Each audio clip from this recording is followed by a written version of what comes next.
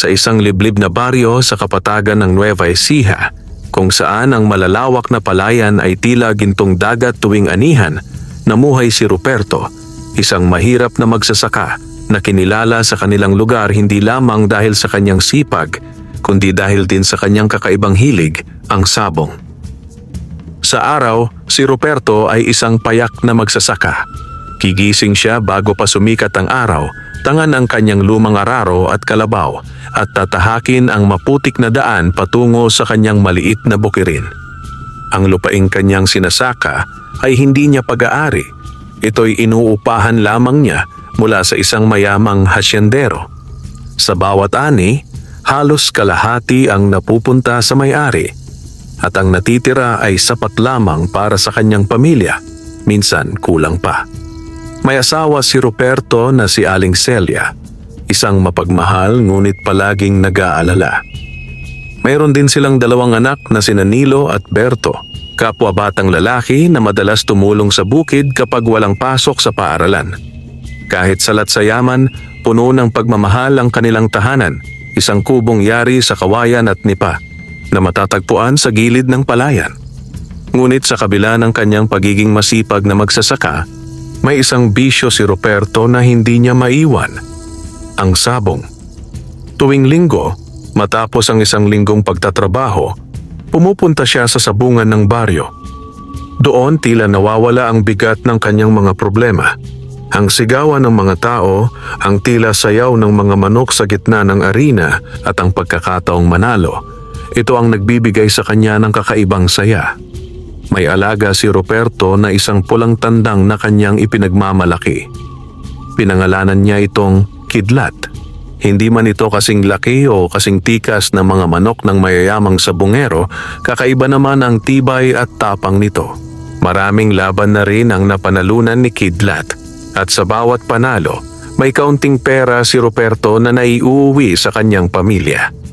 Ngunit hindi laging pabor ang kapalaran.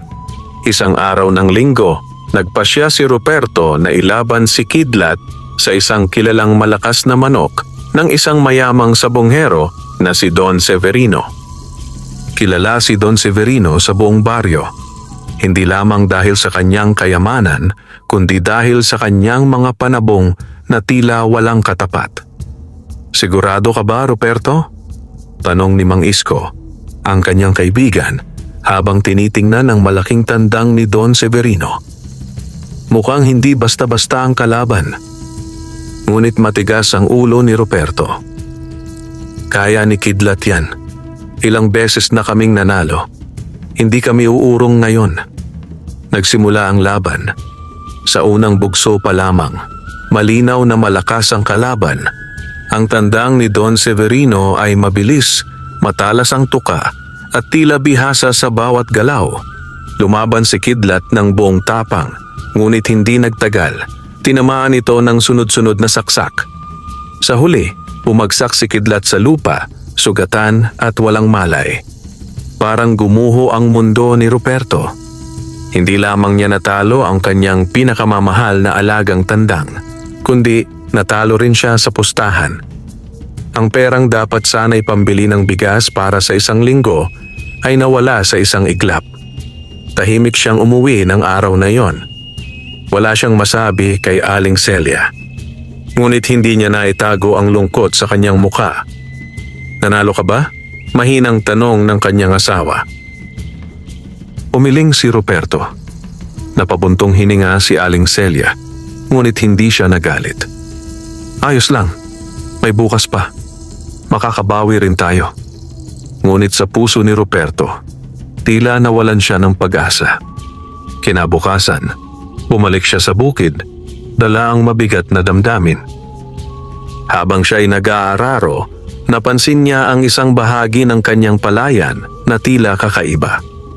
May isang maliit na bahagi ng lupa na mas luntian kaysa sa iba at tila kumikislap sa sinag ng araw. Nagtaka si Ruperto. Lumapit siya at hinawi ang mga palay. Sa gitna nito, may nakita siyang isang kakaibang butil ng palay. Mas malaki, mas makinang at tila may sariling liwanag. Kinuha niya ito at pinagmasdan. Sa sandaling iyon, May kakaibang pakiramdam na dumaloy sa kanyang katawan. Parang may init na bumalot sa kanyang palad. Hindi niya alam, ngunit ang kanyang natagpuan ay hindi isang ordinaryong butil ng palay. Ito ay isang mutya. At mula sa sandaling iyon, magsisimula ang pagbabago sa buhay ni Ruperto. Isang pagbabago na magdadala sa kanya sa yaman, kapangyarihan, at sa mga pagsubok na hindi niya kailanman inakala. Ngunit sa ngayon, isa pa lamang siyang magsasakang sabungero na may hawak na hiwaga na hindi pa niya lubos na nauunawaan. Hindi mapakali si Ruperto habang hawak ang kakaibang butil ng palay. Sa kanyang palad, tila buhay ang mutya. Banayad itong umiinit, parang may sariling tibok. Hindi niya maipaliwanag ang kakaibang pakiramdam, ngunit batid niyang hindi ito karaniwang bagay na basta lamang napupulot sa bukid. Dahan-dahan niyang isinilid ang mutya sa bulsa ng kanyang kupas na kamiseta. Ilang ulit pa niyang nilingon ang bahaging pinagmulan nito. Tila umaasang may makikita pang kapareho, ngunit wala na. Ang lupa ay nagmistulang karaniwan muli, payak at tahimik. Pag-uwi niya sa kanilang kubo, agad siyang sinalubong ni Aling Celia. "Napasarap ang pagbubungkal mo, ha?" Ani nito habang pinupunasan ng kamay sa saya. "Anong nangyari?" Sandaling nag-isip si Ruperto kung sasabihin ba niya ang kanyang natuklasan. Ngunit sa huli, inilabas niya ang mutya at ipinakita ito sa asawa. Napakunot ang noo ni Aling Celia. "Ano yan? Parang palay. Pero bakit ganiyan ang itsura?" "Hindi ko rin alam," tugon ni Ruperto. "Sa bukid ko nakuha. Iba ang pakiramdam kapag hawak ko." Hinawakan ni Aling Celia ang mutya, ngunit agad niya itong binitiwan. "Parang may init, nakakakilabot." Nagkatinginan ng mag-asawa. May halong takot at pagkamangha sa kanilang mga mata. "Baka hindi yan ordinaryo," bulong ni Aling Celia. "Baka may kababalaghan." Ngunit si Ruperto, sa kabila ng kaba, ay nakaramdam ng kakaibang pag-asa. Matagal na niyang hiniling sa langit ang pagbabago sa kanilang buhay. Maaaring ito na ang sagot. Kinagabihan, hindi siya makatulog. Nakahiga siya sa banig, nakatitig sa kisame habang hawak ang mutya sa kanyang dibdib. Sa bawat pagdampi nito sa kanyang balat, tila may bumubulong sa kanyang isipan. Mahina, ngunit malinaw. Hindi niya maunawaan ang mga salita, ngunit dama niya ang mensahe. "Alagaan mo ako." Kinabukasan, muling nagtungo si Ruperto sa bukid. Dala ang mutya, sinubukan niyang ilagay ito sa lupa, sa mismong bahagi kung saan niya ito natagpuan. Tahimik siyang naghintay. Lumipas ang ilang sandali, ngunit walang nangyari. Napakamot siya sa ulo. Ano bang dapat gawin dito? Ngunit habang siya'y nagmumuni-muni, may napansin siyang kakaiba. Ang mga palay sa paligid ng mutya ay tila mas lalong lumago. Ang kanilang kulay ay naging mas matingkad at ang mga tangkay ay mas matibay kaysa sa iba. Napaatras si Ruperto sa pagkagulat. Hindi ito pangkaraniwan, bulong niya sa sarili. Mula noon, araw-araw niyang binibisita ang bahaging iyon ng bukid. At sa bawat araw na lumilipas, lalo niyang nasasaksihan ng himala. Ang mga palay na malapit sa mutya ay mas mabilis lumaki. Mas marami ang butil, mas mabigat ang ani. At higit sa lahat, tila hindi tinatablan ng peste o sakit. Hindi nagtagal, napansin ito ng mga kapitbahay. "Ruperto, anong ginagawa mo sa palay mo?" tanong ni Mang Isko isang hapon. "Bakit parang mas maganda ang tubo niyan kaysa sa amin?" Ngumiti lamang si Ruperto. "Sipag lang pare." Ngunit sa loob-loob niya, alam niyang may lihim siyang tinatago. Sa unang anihan matapos niyang matagpuan ang mutya, halos doble ang kanyang ani kumpara sa nakaraan. Hindi makapaniwala ang hatsendero nang makita ang dami ng kanyang naani. "Ruperto, mukhang masipag ka nga," ani nito. "Kung ganyan palagi, baka ibigay ko na sa iyo ang lupang ito." Hindi makapaniwala si Ruperto sa kanyang narinig.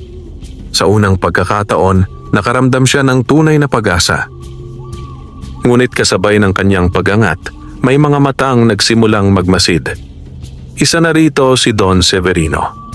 Isang gabi, habang naglalakad si Ruperto pauwi, napansin niyang may sumusunod sa kanya.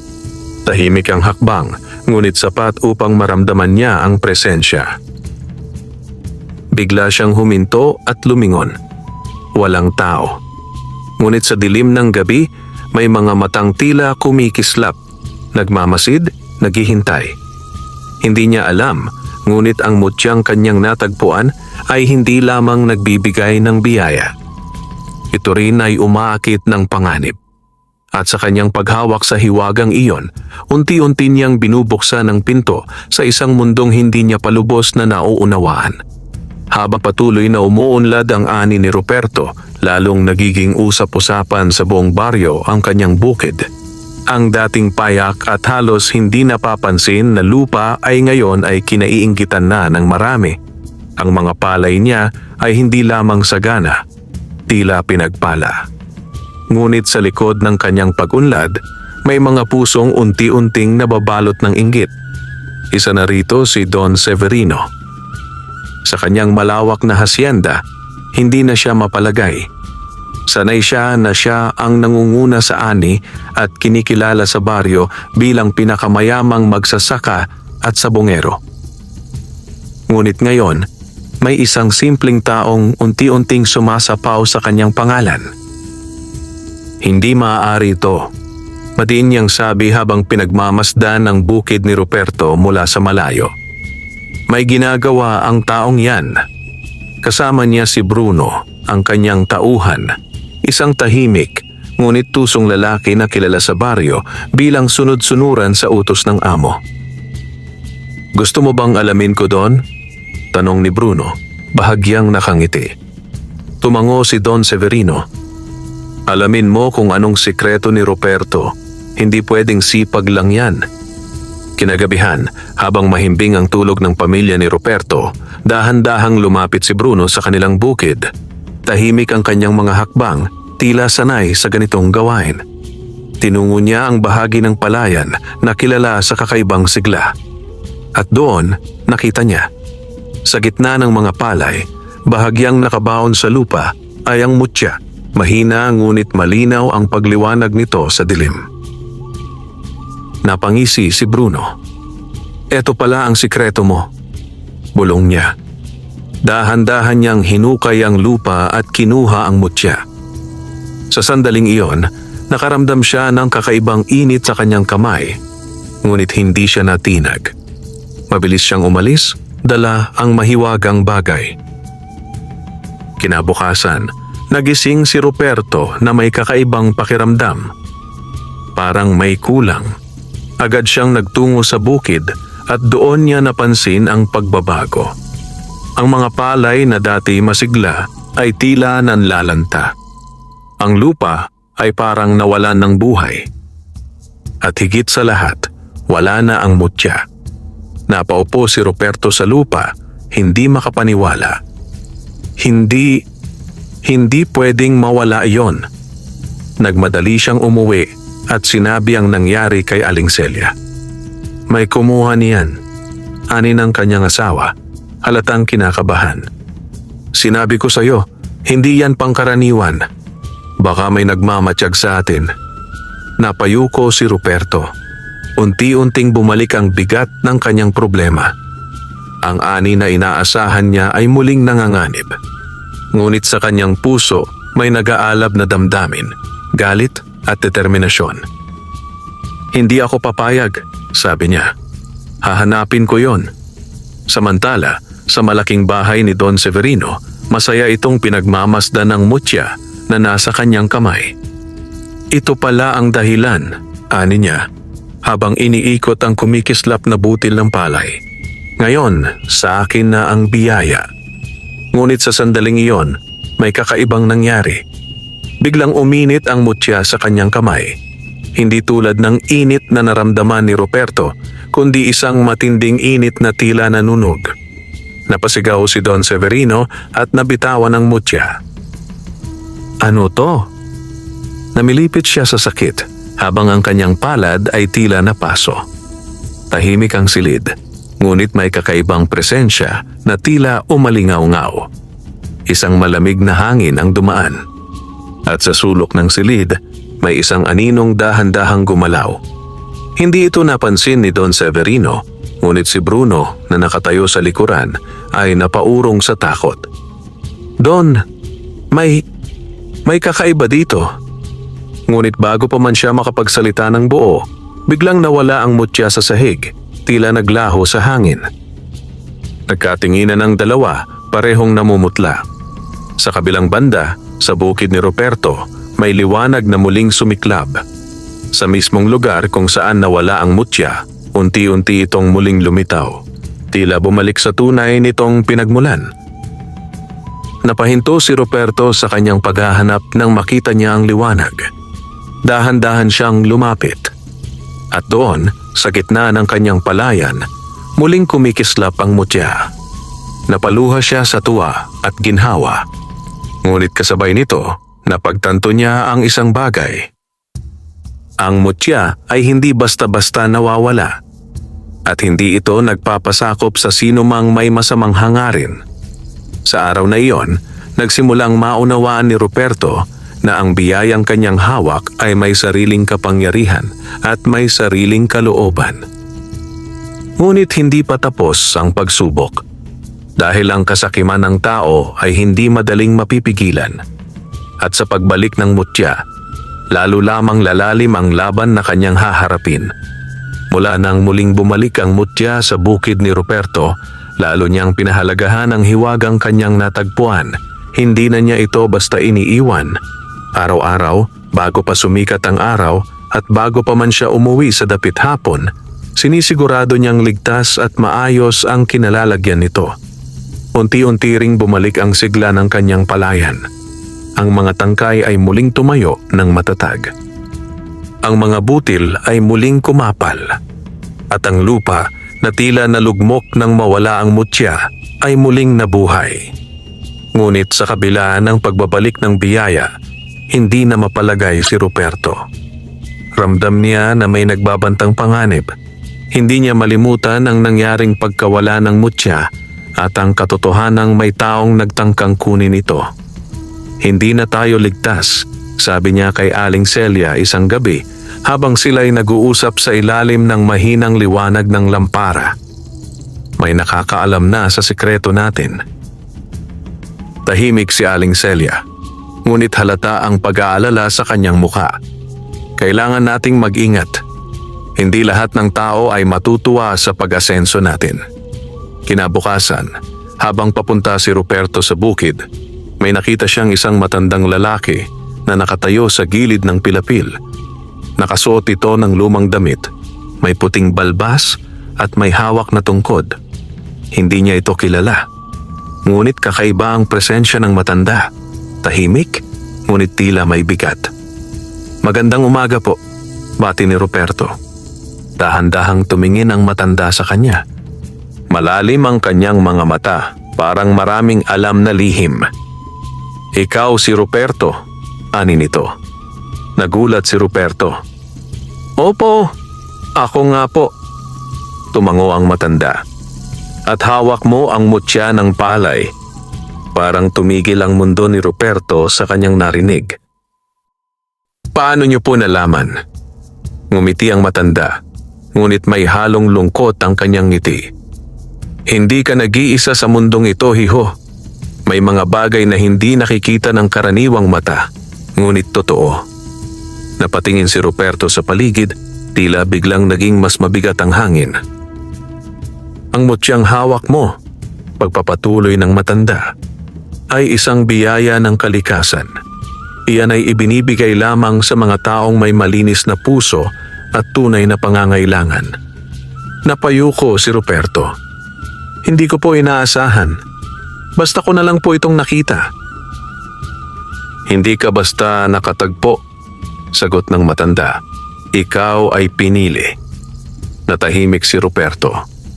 Ngunit bago pa man siya makapagtanong, nag-iba ang tono ng matanda. Ngunit tandaan mo, madiin itong sabi, ang mutya ay hindi lamang nagbibigay, ito rin ay sumusubok. Napakunot ang noo ni Ruperto. Paano po? Kapag ginamit mo ito para sa sarili mong kapritsyo, kapag hinayaan mong manaig ang kasakiman, mawawala ang biyaya at maaaring mas higit pa ang kapalit. Napalunok si Ruperto. Naalala niya ang kanyang pagkatalo sa sabong, ang kanyang pagnanais na yumaman, ang kanyang pangarap na makaahon sa kahirapan. Hindi ko po hahayaang mangyari iyon, sabi niya, bagaman may bahagyang pag-aalinlangan sa kanyang tinig.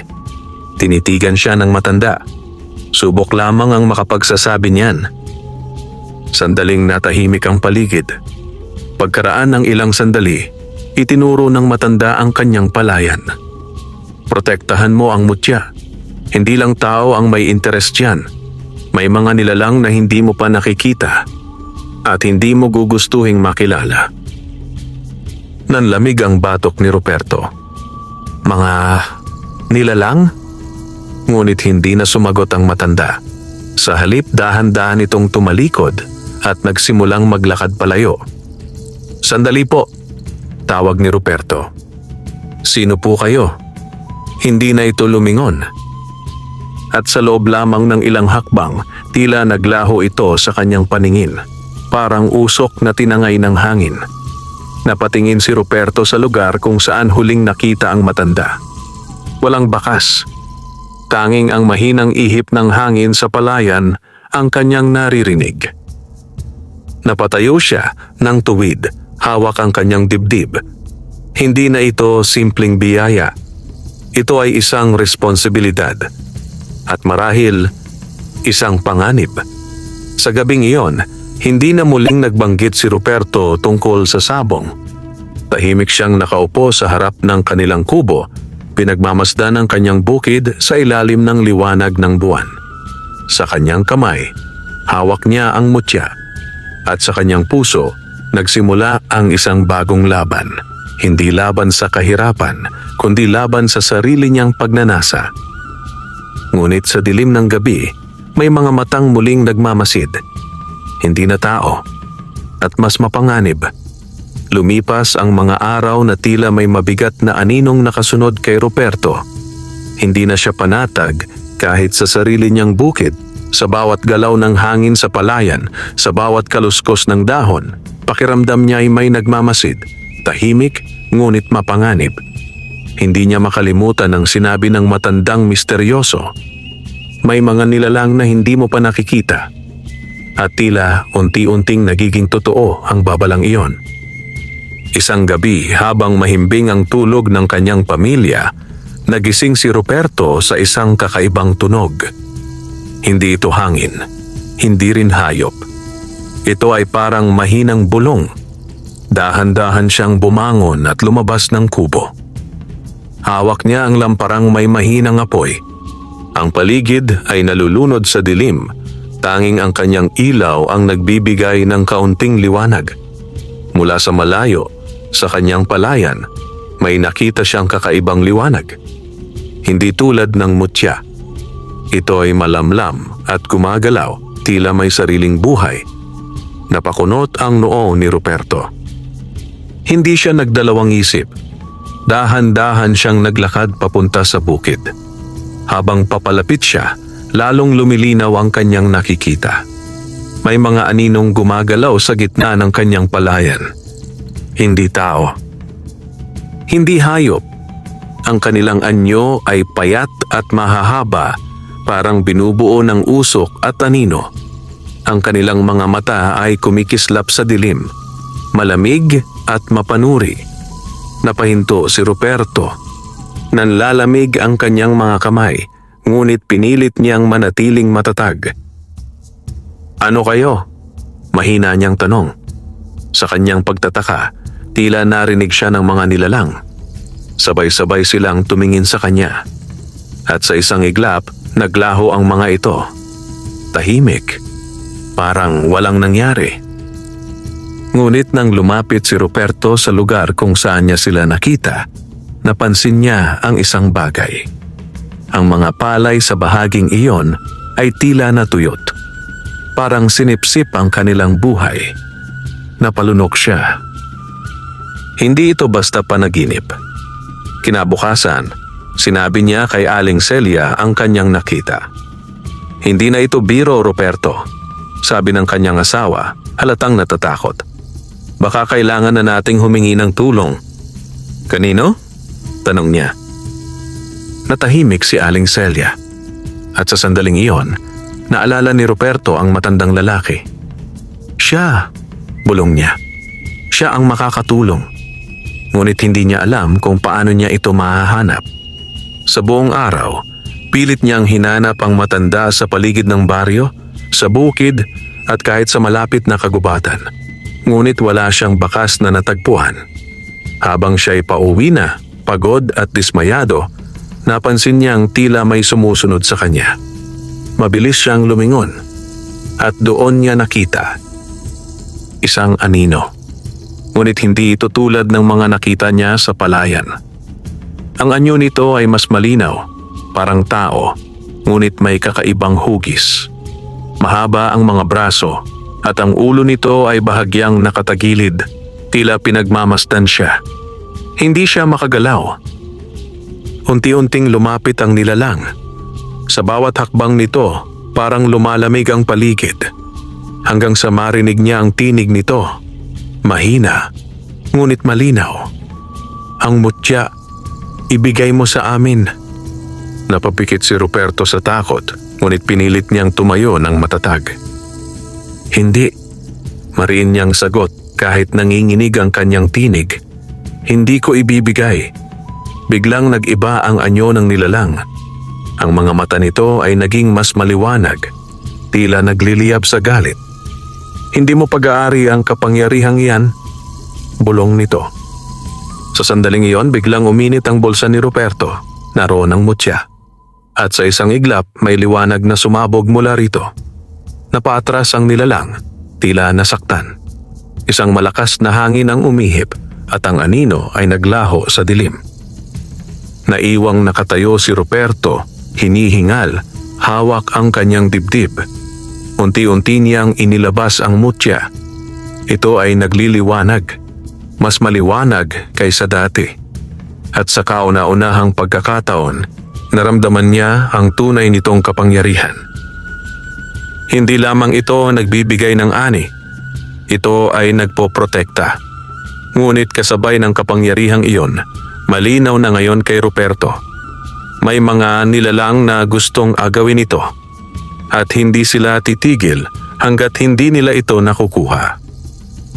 Sa gabing iyon, hindi na natulog si Ruperto. Nakaupo siya sa harap ng kanyang kubo, hawak ang mutya habang pinagmamasdan ang kanyang palayan. Handa na siyang ipaglaban ang biyayang kanyang natanggap. Ngunit sa kanyang puso, alam niyang ito ay simula pa lamang. At ang susunod na mga gabi ay mas magiging madilim. Mula sa gabing iyon, nagbago ang lahat para kay Ruperto. Hindi na lamang siya isang magsasaka na umaasa sa ani at swerte. Hindi na rin siya isang sabongero na naghahanap ng panalo sa arena. Siya ngayon ay isang tagapangalaga, isang taong may hawak na hiwagang hinahangad ng mga nilalang sa dilim. Ngunit kasabay ng kapangyarihang iyon ay ang mas mabigat na pagsubok. Ang kanyang sariling kalooban. Sa mga sumunod na araw, lalong sumagana ang kanyang ani. Ang kanyang palayan ay naging pinakamasagana sa buong baryo. Dumagsa ang mga mamimili at kahit ang hasyendero ay nagsimulang magpakita ng kakaibang paggalang sa kanya.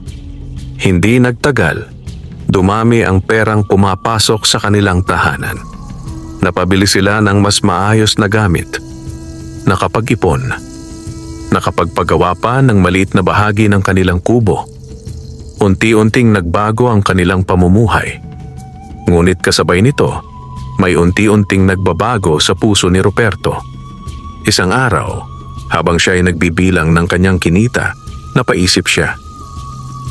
Kung ganito kalakas ang mutya, Paano kung gamitin ko ito para mas lalo pang yumaman? Napahinto siya sa sarili niyang iniisip. Naalala niya ang sinabi ng matanda. Kapag ginamit mo ito para sa sarili mong kapritsyo. Ngunit agad niyang itinaboy ang pag-aalinlangan. Hindi naman masama ang umasenso, bulong niya sa sarili. Para naman sa pamilya ko to. At doon nagsimulang magbago ang kanyang mga desisyon. Sa halip na ituon lamang sa palay ang mutya, sinubukan niyang gamitin ito sa iba pang paraan. Inilapit niya ito sa kanyang bagong alagang manok, isang tandang na binili niya mula sa kinita. Kung gumana ito sa palay, baka gumana rin sa sabong, wika niya. Ilang araw niyang inilapit ang mutya sa kanyang tandang na pinangalanan niyang Bagwis. At sa kanyang pagtataka, tila nagbago ang manok. Mas naging matikas, mas mabilis kumilos, mas matapang.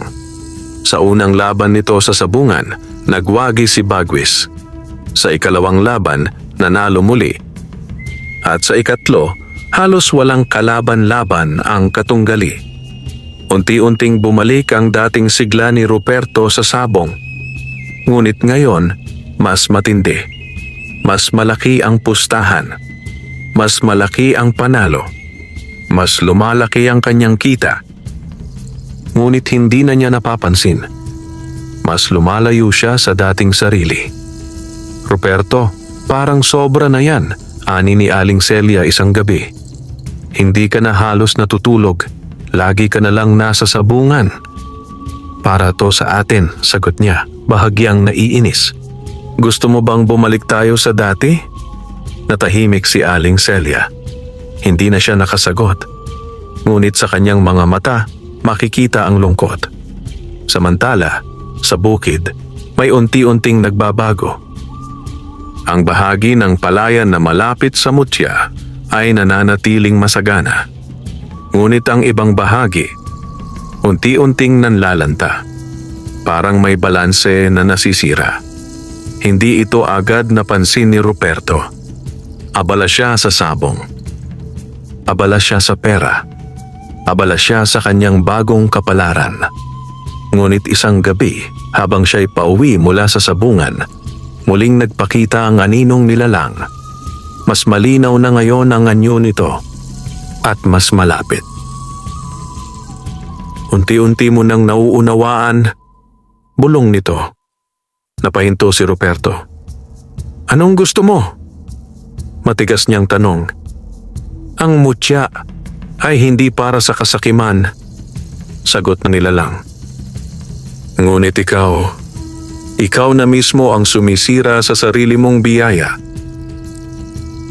Nangilid ang galit ni Ruperto. Wala kang pakialam, sigaw niya. Akin ito. Sa sandaling iyon, biglang naglaho ang liwanag ng mutya sa kanyang bulsa. Napatingin siya rito.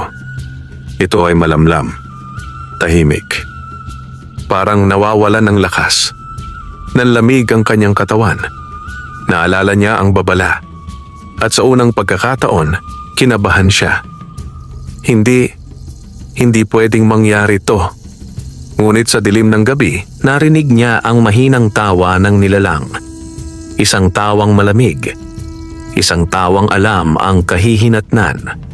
At doon nagsimula ang tunay na pagsubok. Hindi laban sa iba, kundi laban sa sarili niyang kasakiman. Hindi mapakali si Ruperto sa gabing iyon. Habang nakahiga siya sa banig, hawak ang mutya, ramdam niyang iba na ang init nito. Mahina, halos wala. Ang dating liwanag na nagbibigay sa kanya ng pag-asa ay tila unti-unting nawawala. Kinabukasan, agad siyang nagtungo sa bukid. At doon, tumambad sa kanya ang isang masakit na katotohanan.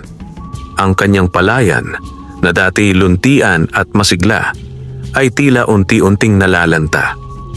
Hindi man lahat, ngunit malinaw na may mga bahagi na hindi na tulad ng dati.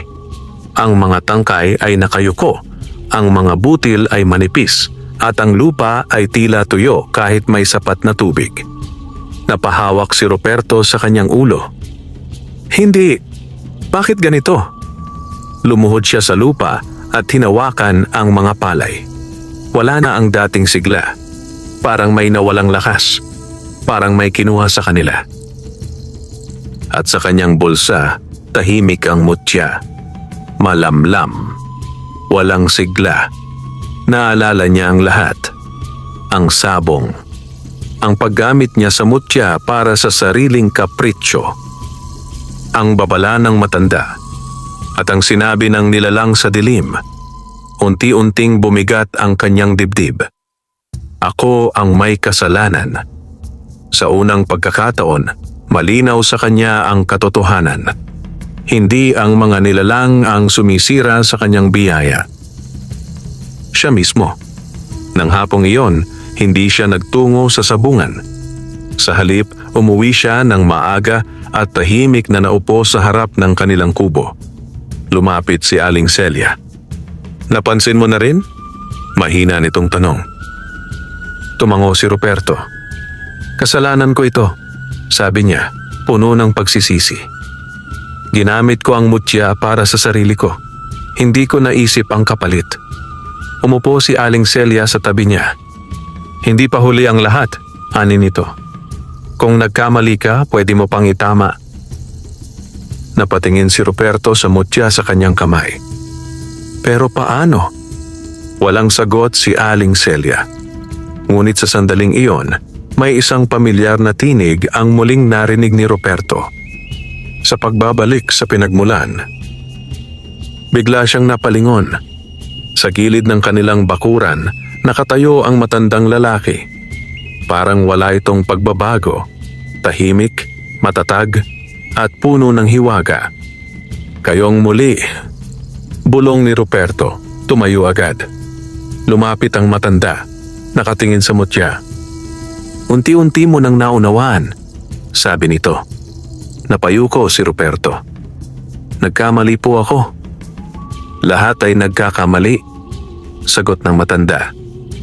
Ngunit hindi lahat ay handang umamin. Tinitigan ni Ruperto ang mutya. Paano ko po ito maibabalik sa dati? Huminga ng malalim ang matanda. Ang mutya ay hindi isang bagay na basta ginagamit, paliwanag nito. Ito ay isang biyaya na nangangailangan ng balanse. Anong dapat kong gawin? Isuko mo ang iyong kasakiman, sagot ng matanda.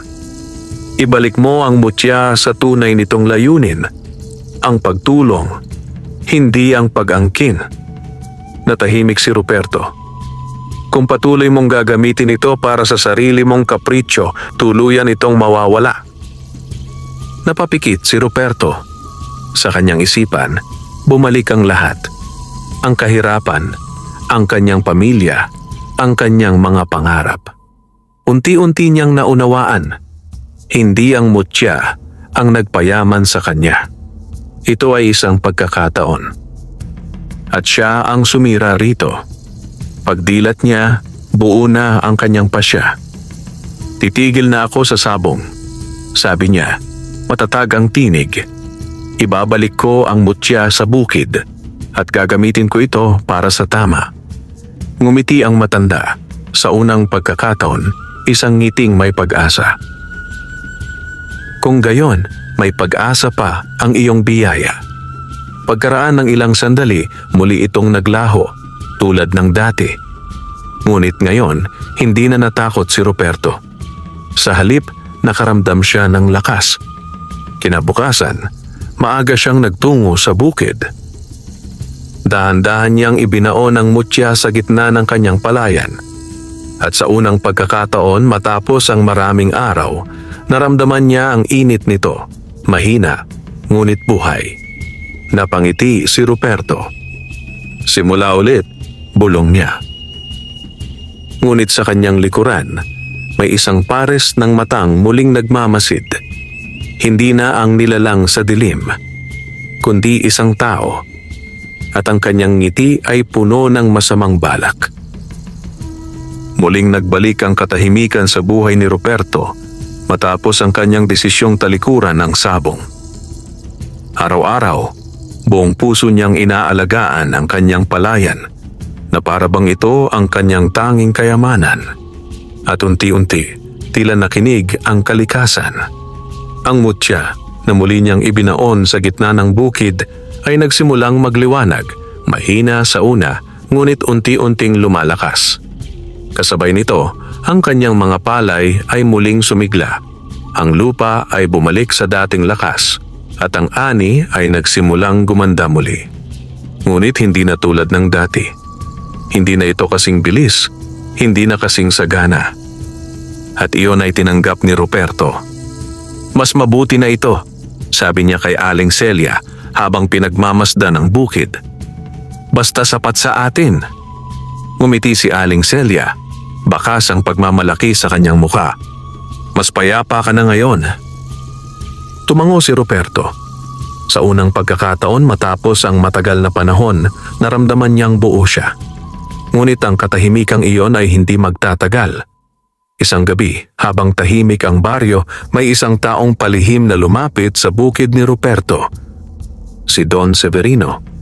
Hindi pa rin niya matanggap ang pag-angat ni Ruperto, lalo na nang marinig niyang muling sumisigla ang ani nito.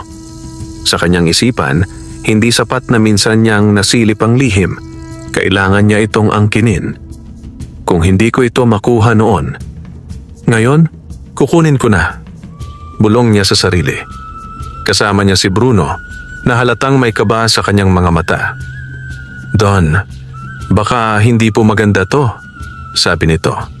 Naalala niyo po yung nangyari dati. Ngunit hindi nakinig si Don Severino. Tumahimik ka, mariin niyang utos. Ako ang may hawak ng kapangyarihan dito. Dahan-dahan silang pumasok sa palayan. Sa gitna nito, muling kumikislap ang mutya. Mas maliwanag kaysa dati. Mas buhay. Ngunit mas mapanganib. Lumapit si Don Severino, hindi na nag-aatubili. Akin na to, sabi niya habang inaabot ang mutya. Sa sandaling nahawakan niya ito. Sumiklab ang matinding liwanag. Napaatras si Bruno, napasigaw sa takot. Si Don Severino naman ay nanigas sa kanyang kinatatayuan. Ang mutya ay nagliyab sa kanyang kamay, ngunit hindi niya ito mabitawan. Anong nangyayari? Mula sa lupa, unti-unting lumitaw ang mga aninong nilalang. Yaong mga nakita ni Ruperto sa dilim. Ngunit ngayon, mas malinaw na ang kanilang anyo. Sila ay tila mga tagapagbantay.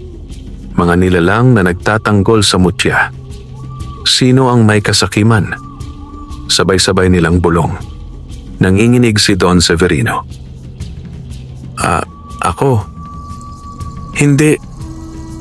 Gusto ko lang. Ngunit hindi niya natapos ang kanyang sasabihin. Ang liwanag ng mutya ay lalong lumakas. At sa isang iglap, tila hinigop ang lakas ni Don Severino. Napaluhod siya, nangihina, habang ang kanyang mga mata ay puno ng takot. Sa gitna ng kaguluhan, dumating si Ruperto. Nagising siya sa kakaibang liwanag at agad tumakbo papunta sa bukid. Don Severino! Sigaw niya nang makita ang nangyayari. Tumingin sa kanya ang mga nilalang at sa unang pagkakataon, hindi siya nila tinakot. Sa halip, tila kinilala siya. Tagapangalaga, bulong ng isa. Lumapit si Ruperto. Hawak ang kanyang dibdib. Pakawalan niyo siya, sabi niya. Hindi niya naiintindihan ang ginagawa niya. Natahimik ang mga nilalang. Tila pinag-iisipan ang kanyang sinabi. Pagkaraan ng ilang sandali, unti-unting humina ang liwanag ng mutya. At sa isang iglap, bumagsak si Don Severino sa lupa. Pagod, nanginginig, ngunit buhay. Naglaho ang mga nilalang. Tahimik muli ang paligid. Lumapit si Ruperto at tinulungan si Don Severino na makatayo. Bakit mo ako tinulungan? Mahina nitong tanong. Tumingin si Ruperto sa kanya. Dahil alam ko kung paano magkamali, sagot niya. At ayokong mangyari sa iyo ang nangyari sa akin. Napayuko si Don Severino. Sa unang pagkakataon, nawala ang yabang sa kanyang mukha. "Patawad," bulong niya. Walang sinabi si Ruperto. Ngunit sa kanyang puso, alam niyang natapos na ang isang malaking pagsubok. Ngunit hindi pa ang lahat.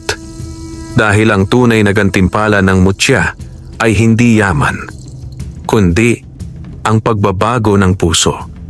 Matapos ang gabing iyon, nagbago ang lahat sa baryo.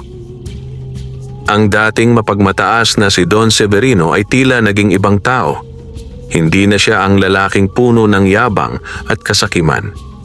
Madalas na siyang makita sa kanyang hasyenda na tahimik, nag-iisa at tila nag-iisip. Hindi nagtagal, kumalat ang balita. Ipinatawag niya si Ruperto. Sa ilalim ng mainit na araw, nagpunta si Ruperto sa malaking bahay ni Don Severino. Dati, tuwing papasok siya roon, ramdam niya ang bigat ng pagkakaiba ng kanilang katayuan, ang agwat ng mayaman at mahirap. Ngunit ngayon, iba na. Tinanggap siya ni Don Severino ng may paggalang.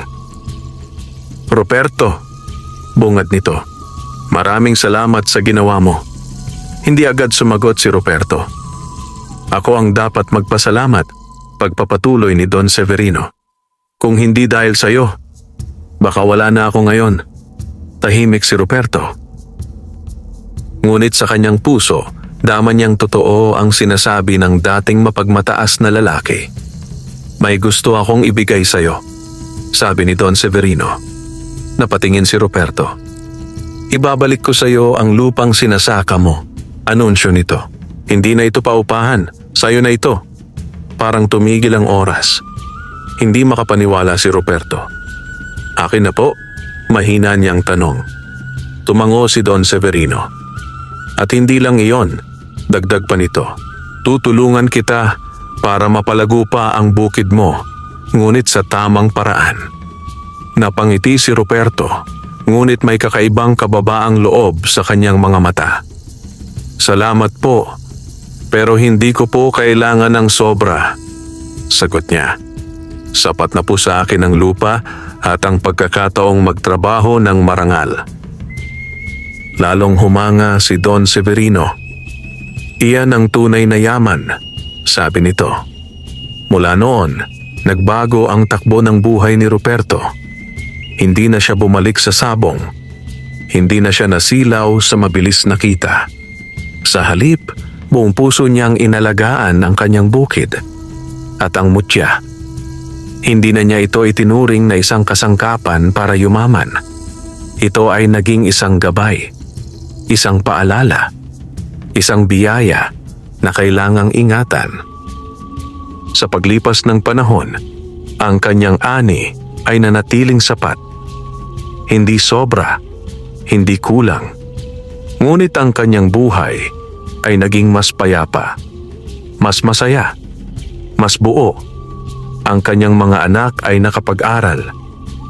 Ang kanyang asawa ay hindi na nag-aalala sa pang-araw-araw na gastusin.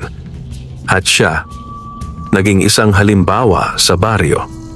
Isang magsasakang hindi lamang umunlad sa ani, kundi sa pagkatao. Ngunit higit sa lahat, natutunan ni Ruperto ang isang mahalagang aral. Ang tunay na biyaya ay hindi nasusukat sa dami ng pera o ari-arian. Ito ay nasa kabutihan ng puso at sa kakayahang makontento sa kung ano ang sapat. Sa gitna ng kanyang palayan, habang pinagmamasdan ng paglubog ng araw, naramdaman niya ang banayad na init ng mutya. Hindi na ito nagliliyab. Hindi na ito kumikislap ng labis. Ngunit ito ay buhay, tahimik at payapa, tulad ng kanyang puso. Lumipas ang maraming taon at ang dating payak na buhay ni Ruperto ay naging isang kwentong kinikilala sa buong baryo. Hindi dahil sa kanyang yaman, kundi dahil sa kanyang pagbabago. Ang kanyang bukid ay nanatiling masagana, hindi kasing yaman ng mga malalaking hasyenda, ngunit sapat upang mabuhay ng marangal. Ang kanyang mga anak na sina Nilo at Berto ay nakapagtapos ng pag-aaral. Si Nilo ay naging guro sa baryo, habang si Berto ay tumulong sa pagpapalago ng kanilang bukid. Si Aling Celia naman ay nanatiling matatag na katuwang ni Ruperto, ang kanyang lakas sa bawat pagsubok. At si Ruperto, hindi na lamang isang magsasaka, kundi isang taong tinitingala, isang halimbawa. Ngunit sa kabila ng lahat, hindi niya nakalimutan ang mutya. Sa paglipas na panahon, napansin niyang unti-unti itong humihina. Hindi na ito nagliliwanag tulad ng dati. Hindi na rin ito nagbibigay ng kakaibang lakas sa lupa. At isang gabi, habang siya ay nakaupo sa gilid ng kanyang palayan, muling nagpakita ang matandang lalaki. Hindi na nagulat si Ruperto. Sa halip, ngumiti siya. "Alam kong darating kayo," sabi niya. Tumango ang matanda. "Panahon na," ani nito. Tumingin si Ruperto sa mutya sa kanyang kamay. "Panahon na po ba na mawala ito?" "Ang mutya ay hindi nawawala," sagot ng matanda. "Ito ay bumabalik." Napatingin si Ruperto sa kanyang bukid. "Bumabalik saan?" "Sa kalikasan," tugon ng matanda, "kung saan ito nararapat." Tahimik si Ruperto. Walang lungkot. Walang takot. Tanging pagtanggap. "Handa na ako," sabi niya. Dahan-dahan siyang tumayo at nagtungo sa gitna ng kanyang palayan, sa mismong lugar kung saan niya unang natagpuan ang mutya. Hinukay niya ang lupa at maingat niyang ibinaon ang mutya. Sa sandaling iyon, muling nagliwanag ang paligid. Mas maliwanag kaysa dati, ngunit hindi nakasisilaw. Isang liwanag na payapa. Isang liwanag na tila nagpapaalam. Unti-unting kumalat ang liwanag sa buong palayan at sa loob ng ilang sandali, tila nabalot ang buong bukid sa isang kakaibang kapayapaan. Pagkaraan nito, naglaho ang liwanag. Tahimik muli ang paligid. Ngunit ramdam ni Ruperto, tapos na ang kanyang tungkulin. Lumapit ang matanda. "Hindi lahat ay nabibigyan ng ganitong pagkakataon," sabi nito. "Ngunit ikaw, pinatunayan mong karapat-dapat ka." Ngumiti si Ruperto. "Hindi ko nagawa yon mag-isa. At iyan ang dahilan kung bakit ka nagtagumpay," sagot ng matanda. Sa isang iglap, naglaho muli ang matanda, tulad ng dati. Ngunit ngayon, alam na ni Ruperto ang kahulugan ng lahat. Kinabukasan, nagising siya ng maaga, tulad ng nakasanayan. Lumabas siya ng kubo at tinanaw ang kanyang bukid. Wala na ang kakaibang liwanag. Wala na ang mutya. Ngunit ang palayan ay nananatiling buhay, masigla at sapat. Napangiti si Ruperto. Hindi na niya kailangan ng hiwaga, dahil ang tunay na biyaya ay matagal na niyang natagpuan. Ito ay ang kanyang pamilya, ang kanyang sipag, at ang kanyang pusong natutong makontento. Sa paglipas ng panahon, ang kwento ni Ruperto ay naging alamat sa baryo. Isang kwento ng isang mahirap na magsasaka na pinagpala ng mutya. Ngunit higit sa lahat, isang kwento ng isang taong natutong piliin ang kabutihan kaysa sa kasakiman. At sa bawat paghihip ng hangin sa palayan, tila may bulong na maririnig. Isang paalala na ang tunay na yaman ay hindi kailanman nasusukat sa dami ng ating hawak, kundi sa lalim ng ating puso. Wakas.